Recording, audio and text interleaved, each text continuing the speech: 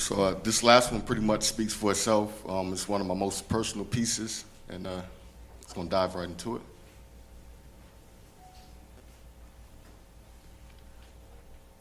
The 10 stages of grieving the loss of your firstborn. Stage 1, denial. Waking up in the morning, making myself a cup of coffee, then pouring him a bowl of cereal.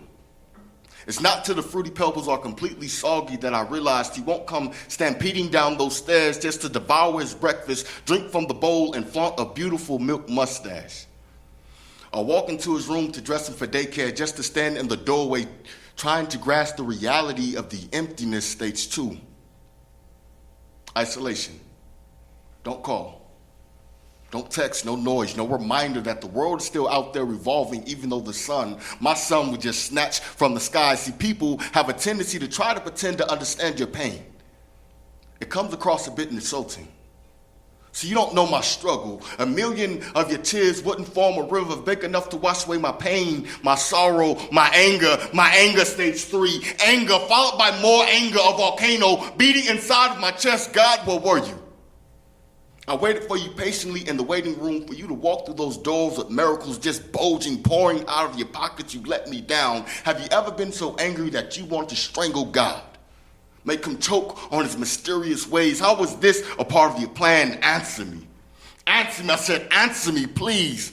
Please. Stage 4, bargaining, begging, pleading. If only.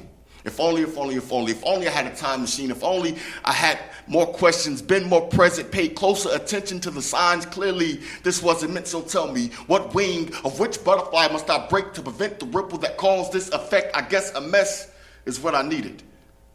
Broken, drunk, high, defeated, I surrendered. Stage 5, depression or suffering, hiding the hurt, hiding the pain, hiding the tears, saying I'm okay when I'm anything but, always on the roller coaster. I was nothing if not up or down, nothing if just me. See, suicide's voice became a silver thread to wrap around my head for burrowing inside my brain with its ideas. Death never sounded so beautiful, so welcoming.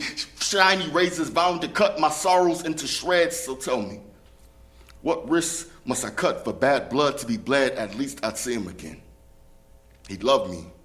He loved me like I never knew how to love him. I guess I was unworthy of the joys of fatherhood. Stage 6. Stage 6 is scratching my head about stage 7. Stage 7, preparing myself for stage 8. Stage 8 is stage 9 really necessary. Stage 9, forgiveness. I forgive you.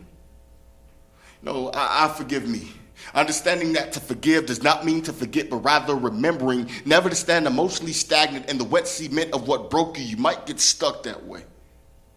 Stage 10. Stage 10, they say, is acceptance.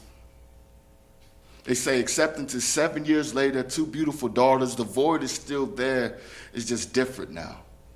I guess losing him gave me a fear of loss. Make me a better father now than I ever was then. No acceptance is this poem being recited on this stage in front of this crowd, ready to be judged by the masses. No acceptance is understanding that you don't have the power to change the past. But forgive me if I find myself still lost somewhere back at stage 1.